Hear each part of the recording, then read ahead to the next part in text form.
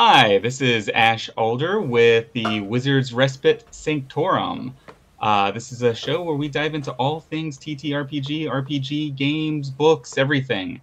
As always, I am here with my good buddy Zach. Hello. Zach, how are we doing today? I'm good. We're back. We have been long away from the ears of our listeners, but guys, life gets in the way sometimes. I'm excited to be back. I am too. Like you said, life gets in the way. December is always crazy. Holidays are crazy. That's what we're dealing with right now. Yes. But I'm happy to be back and making these things again and chatting TTRPGs and RPGs. And we got a fun topic today. We're going to be talking about game books. A different type of RPG than I think we've really talked about in the past, but. I love just talking shop about this stuff, and I think this is going to be a fun topic to dive into. Yeah, I think it is too. I'm already showing the people some of the delightful game books that I have of the Lone Wolf. The Lone Wolf role-playing adventures. Is that where you want to start? Yeah, let's start with Lone Wolf. Because that one's new to me. Like, I think I read part of one 100 years ago when I was a kid. Couldn't finish it because, honestly, I think we were moving and I lost it. Oh. And it was such a long time ago, I can barely remember it. I used to be really into the Choose Your Own Adventure, which is kind of a different thing. Mm-hmm. We'll get into that in a second. Yeah, we'll definitely talk about it. Tell me about Lone Wolf, man. Like, so how did you get into that series?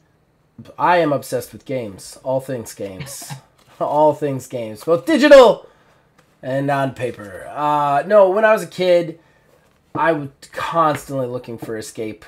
And one of the first things I kind of fell into was Choose Your Own Adventures, the Taekwondo Master or Kung Fu Master books, where it always spoke as if you were the person. And somehow you were actually a Taekwondo person or something like that. And yeah. I'd get very into those. And that's how I ended up stumbling into Lone Wolf. Actually, a buddy of mine I don't really talk to anymore. He was my best friend for many, many years. His name's Scott Bell. If by some chance he listens to this, hi Scott. He actually was the one who turned me on to Lone Wolf and D&D in the first place. Not role-playing games. Not role-playing games. Role-playing games, like I said, was me and my brother bought Robotech, didn't know what it was, had to get our babysitter to tell us. Scott, however, was somebody I met not too long after that, and he had a D&D group, and he kind of pulled me into that, and then while I was over at his house, he loaned me one of his Lone Wolf books, and I was hooked from there on, and I have almost a complete collection of the OG ones. I think I've got, 1 through 5, and then I'm missing 6, and then I've got, you know what I mean? I'm missing 2 or 3 of them. But yeah, they're these little books. They're the size of Choose Your Own Adventure. What you would do is you had a little character sheet in the front of the book. I'm showing the people. Wizard can't see it, but I'll show him later. Don't worry, guys. These little character sheets and combat records. So you'd actually write in the book. I never did. I always put it on a separate piece of paper. And then the very back of the book has a random number table, which is basically a D10. You could do it with a D10, but it's a random number table that you were supposed to close your eyes and point your pencil at whatever it was to try and get to figure out what the result was. And then there was little combat rules summary in the back, very simple, straightforward thing, and then the rest of it was a Choose Your Own Adventure. So you would do the Choose Your Own Adventure, you read it, it'd give you a choice, you'd go somewhere, you give you a choice. What was really cool about this was you would pick up equipment and have to put it on your sheet, and then certain choices that you make would, if you have a rations, go to this page. If you don't have a rations, go to this page, and stuff like that. So, if you had enough gold, sometimes you could buy your way out of fights, stuff like that. And it would tell a story, a quest, through the book if you survived. I loved these books. These books were amazing. I loved playing them. I have gone back to them recently, and realized there was some things about them I didn't like. The biggest problem with this book, if I can give my cons, is that they still have the choose your own adventure thing of sometimes you just pick wrong and you're dead. And right. Like, I hated that. Like, give me a random roll or something. Like, it would just be like, well, I'm gonna go down this cave. A plant eats you. Like, come on, man. I got a character sheet in the front. I can't use any of this shit to stop the plant from eating me. Like, stuff like that would be really frustrating. But overall, yeah. And then you could actually, if your character survived, you could play the next book with the same character. And it actually had some quick rules in the beginning to, like, up some of your stats. And you kept your equipment through each one, which I found incredibly fun and cool. Yeah, that's definitely, like, a step up into the gaming system from, like, Choose Your Own Adventure 2. Because you have, like, your stat card, and you're collecting loot and items and random... sort of dice roll, sort of like pencil points kind of strategy there that you can sort of put into the game just a little bit. Yeah, no, that's really cool. And like, I kind of feel like for my research into the solo game book genre, it really seems like Lone Wolf took it to kind of another level, because you had Choose Your Own Adventure, then you had the Fighting Fantasy, which was another very much like Lone Wolf. You had a D6 that you would play that with, and a character sheet. But it seemed like Lone Wolf really became its own thing, and you had a character that you really followed through the entire series, which is also really cool. I mean, if you didn't randomly get eaten by a plant. Right, yeah. You had to backtrack. That. The old choose your own adventure thing. The fuck, I'm dying right now. I'm about to go back to where did I come from? You learned real quick to always save your page with your thumb when you went to read the next thing. Like, so you always had like a second one, and then it was like, because if you let that go, you had no idea where you were because everything's so randomly scattered throughout the book. So like, you'd be like, oh no, I'm dead! I have to start over! I didn't keep my thumb in! Shit! So this was like the first save point? Yeah. That's good. Right there. Save point number 1. So the first use of save scumming in games. Was the thumb. Was the thumb. Thumb it up. Yeah, I think that Lone Wolf is really cool because Lone Wolf, honestly, until I got into TTRPG Twitter and found Last T-Shop, Lone Wolf was the one and only thing that I could think of that I could play myself. Like, by myself. Like, it was it. Like, if other than that, I needed to find friends or I needed to find a video game. Right. Like, that was just that simple. And that's one of the things that I loved about Lone Wolf was I could just sit down and play the game myself and decide what my character was doing, and it's all just contained in this little itty-bitty book. That was really, really fun. And I would go to the bookstore and scour them for the ones that I had missed to get into them. I remember doing that when I was a kid, and I used to love that. Like going, like I did that with the Choose Your Own Adventure. I actually don't have that many of my. I'm not even sure I have any of my old Choose Your Own Adventure games because honestly, I did that a lot at the library. Going in and looking for a Choose Your Own Adventure game that I haven't played yet, and just flipping through it. It's like that in and of itself is an adventure for a child. It is. It is. There's a lot of things that, like, in this new digital world we've lost as adults. Yeah. That we just that like it kind of sucks because I can't even like explain it to my kid, like the idea of like going to a secondhand bookstore and trying to find these game books, you know, so that I could get them in the right order and continue the story correctly, or even the comics, like, because comics are just too much money now, and in a lot of ways they're broken. There's just so many things like that just don't blowing on a cartridge. That's lost. Yeah. Which is good. It was never good for your cartridge, guys. Never good for your cartridge. But yeah, everybody blew for the cartridge. Oh yeah, 100%. The thing starts freezing up, and that's the first thing you do. Yeah, it is kind of a lost thing. I remember occasionally, like, going, like you said, going to the secondhand bookstore and trying to find all of that stuff. And then with the digital stuff, like, I don't know how kids are handling it today, because, you know, you can just look it up online and find it, or see, you know, there's that mystery, that hunt. Yeah. Isn't there anymore. Oh, yeah. I mean, there's an app for Lone Wolf. I found a couple where you could just literally, you can download it for free. It has all the books, and it keeps track of your scores, and you can just play Lone Wolf on your phone. Like all the original books. Holy crap. Mm-hmm. That's cool. Yeah. Kind of sad. Yeah. It's sort of a mixed bag there. There's a bittersweetness to it.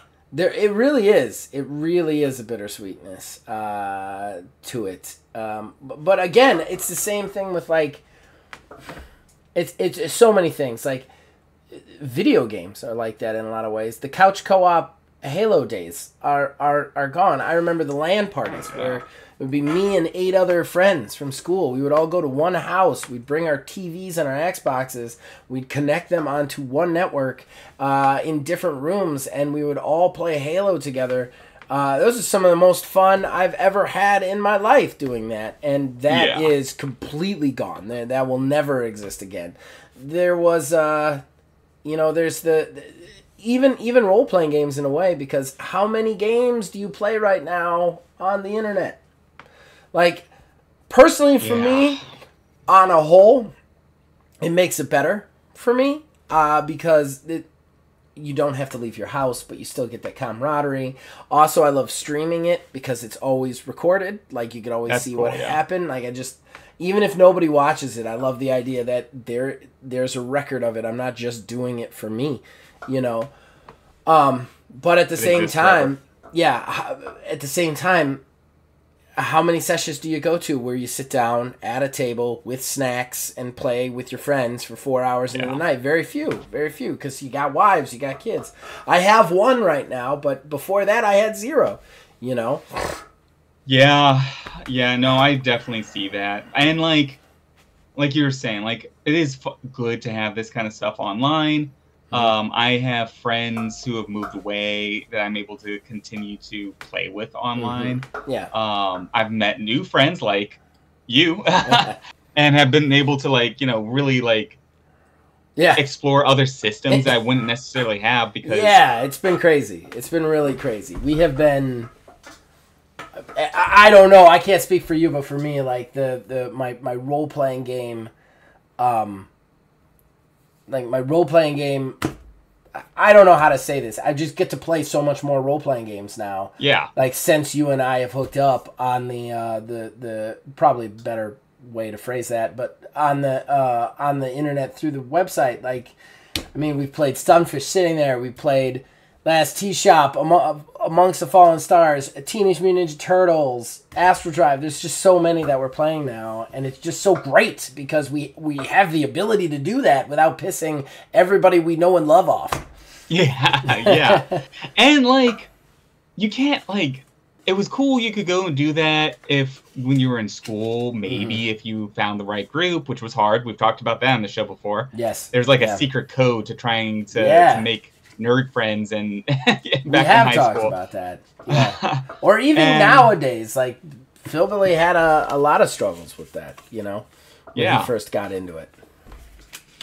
But with so there's good and bad to the advancement of technology. Yes. And what it can bring to our life and what it takes away from our life. But one thing I'd say, like, going back to these game books. This is true. We've been on a digression. It's good that, you know, like, Lone Wolf, like, in many ways I think it's getting a resurgence. You know, I've heard about a lot of people really diving into it. There were some books, as I was doing some research on this, that were never even released in America. The author was I think a British author. But now, you know, people are able to, like, get into that. And I think that resurgence is starting to bloom into more opportunity for the game book to kind of come back, to make a comeback. There is in fact a TTRPG of Lone Wolf. I remember they did a Kickstarter. I couldn't remember if they were successful or not, but there is a Lone Wolf adventure game that features the world of Magnamund, which was the Lone Wolf one. But yeah, sorry, didn't mean to interrupt. Just saw that, wanted to put it out there. No, and that's perfect. And because, then, the genre as a whole can like kind of hopefully spread out a bit more. Yeah. And come back.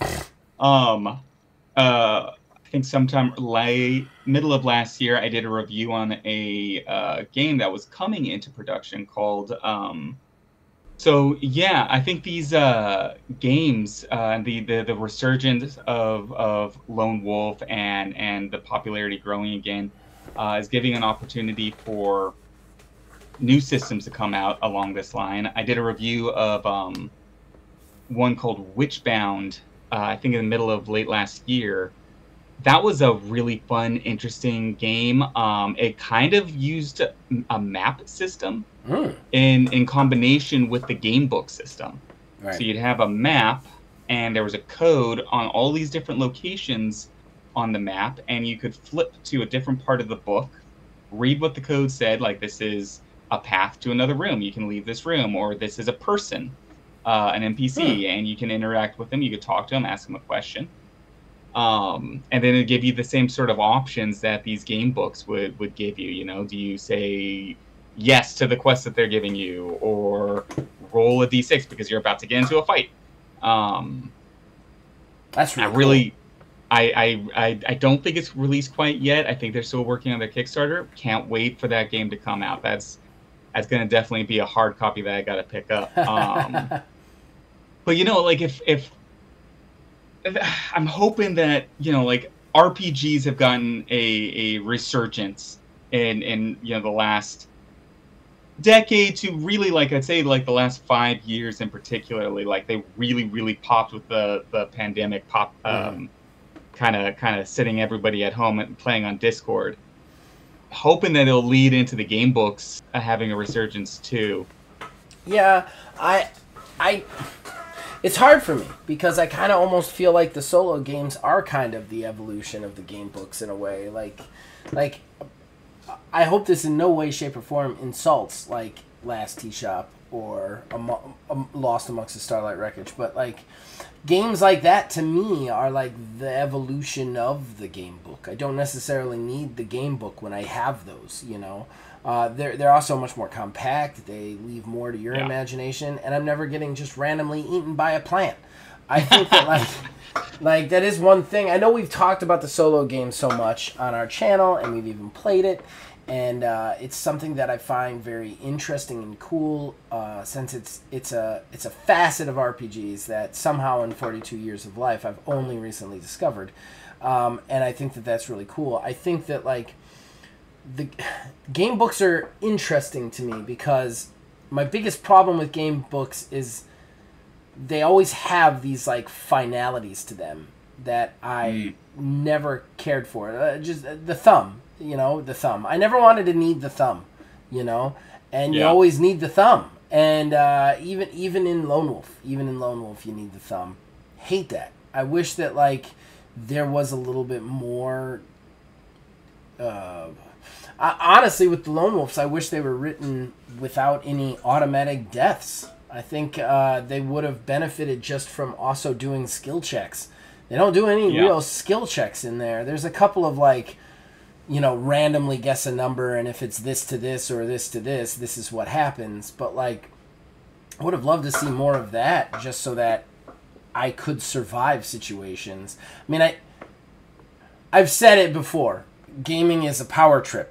You play it to feel powerful. You don't play it to feel helpless. Playing it to feel like you feel helpless in your normal life. That's right. Like you don't need a game to simulate helplessness. I think that like you need a game to feel strong and powerful and like vindicated. So like get that playing catharsism going. right, Cathartic right, release, yeah. right, exactly. I'm a fat old idiot in his basement. I don't want to be a fat old idiot in his basement in a game. You know what I mean? Like, Right. I know I won't survive the plant. I want to be pretending to be somebody who can survive the plant.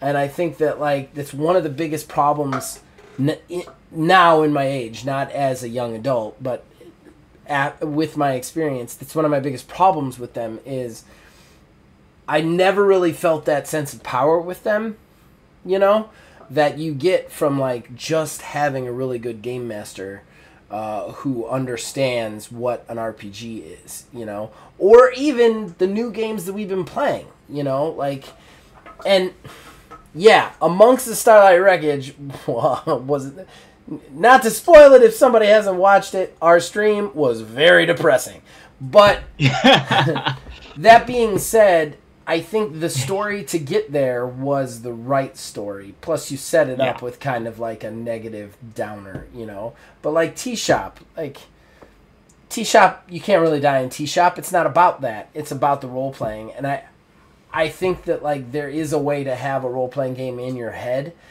because I have tons of people in my head that are constantly yelling at me. So I that would be my only thing. If game books come back, find a way to make your reader feel powerful, not just at the whims of you, you know? That would be my big pro on game books, I guess. I can definitely see that. Right.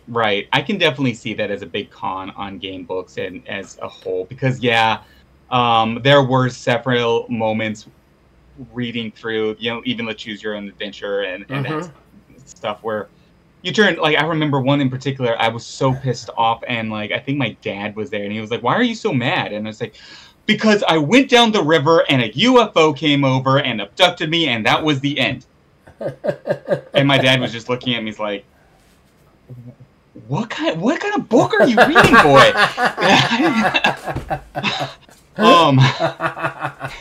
That's nice. And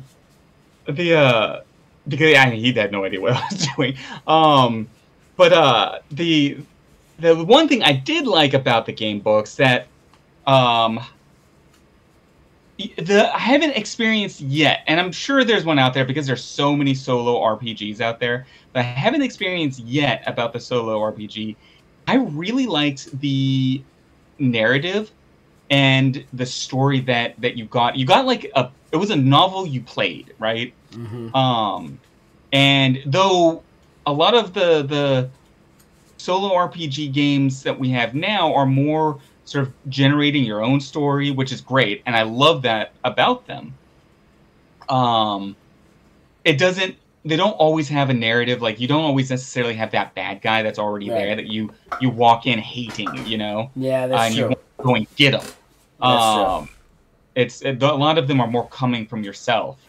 And now, you know, that's, you know, not exactly gonna, I mean, to be fair, you have, like, the dungeon crawl RPG style solo RPG that maybe offers that also. But I don't know, there's just a story texture with the game books that I really enjoyed a lot.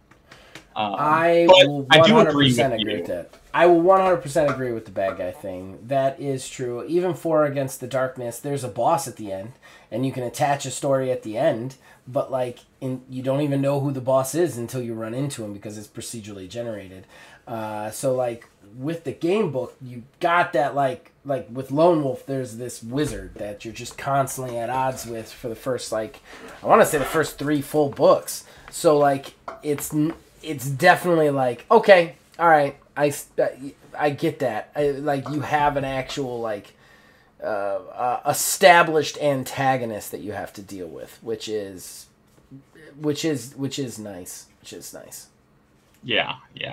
So there's give and take. It's they're their own thing, but I do agree with you. It would be nice that if they do make a resurgence, that they do kind of, at least they don't give you a scenario where you just walk in and you're dead. They give you a scenario where you get to fight and then you die. Well, the other thing is, too, is Lone Wolf's combat system is very severe in the way that you are always taking damage.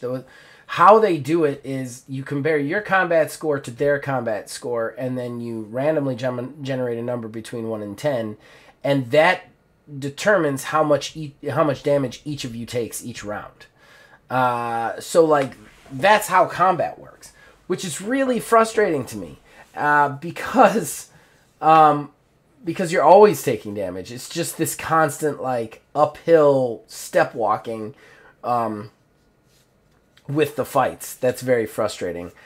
Especially like You just told the story about the UFO. One of the biggest stories for me is in book 2 of Lone Wolf. It's called Fire on the Water, and it all culminates in this huge sea battle, right?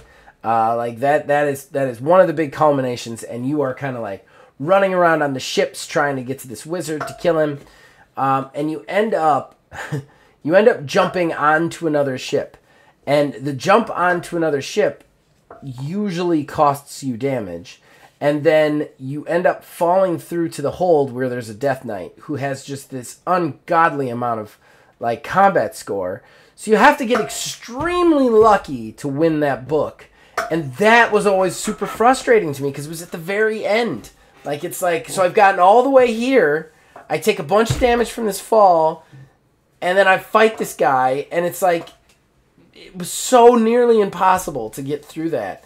And that's the kind of thing that, like, man, I just wish we put a little bit more thought into it. I would love for Lone Wolf to come back, but Lone Wolf to be done by, like, one of these people who do solo TTRPGs, like Spring Villager or somebody, to take a look at the system and go, here's how we could make this better, you know, and like revise it. I think I would be all in on that. If you could give me like a revised Lone Wolf, I think that would be amazing, you know. Where's that Kickstarter? I think we just invented one. Oh, the next project after the million or so projects we're already working on. Yeah, we've definitely spread ourselves thin. That's how we roll. That's how we roll. I've got a lot of things I want to work on now that Single Mod's out, including the next version of Single Mod. I already have some. Yeah. 2.0. Yeah, I've definitely noticed now that we've been playing it for a long time, some of the some of the perks that could use some tender love and care. Some other things that I see that I could be like, man, we probably don't need this rule. We could probably take that out, you know, stuff like that. But that's Single Mod. I don't know. I know this would be a short show, but I feel like we've covered this topic unless you got anything else to add to it. I think we did too. I'm feeling pretty good about it. I think it's compact and tight, and I think we're good. All right. Well, if you want to wrap it up then, man, we can do that. All right. Well, is there anything you want to plug before I sign us out? Please go to itch.io and buy Single Mod if you want to try a new TTRPG system like I just talked about. It's only $6 on itch.io for the PDF. It is rules light but still has a nice fun build system to it. I'd really like more people to purchase this game and get involved with it. And other than that, you can check out everything we have to offer. I'll keep it to TTRPGs since that's what we do here. But Stump Gang, TNMNT, and Astro Drive returns in January. Okay, cool. Yeah, and as always, you know, the Wizard's Respite will have all of these episodes airing on the website, wizardsrespite.com. Also have a bunch of stuff up there that articles, reviews, and I'm starting to sell t-shirts up there now. TTRPG themed t-shirts from Dungeons and Dragons to dice to, you know, pretty much everything we love about this hobby. I'm trying to figure out a design to really put that out there. Also very soon I'll be selling these dice towers. They are actually made by my sister. They're really a lot of fun. You know, pop them right open and just start rolling. These things are a lot of fun. These are a blast. But I think that's pretty much it for today. I think the show really dove deep into a pretty old topic that those of us that can remember really love those books. Yeah. And got some nostalgia remembering and playing them again. I can't wait to actually see what you got there in your library. But I guess until next time, everybody keep rolling them dice, and we'll see you then.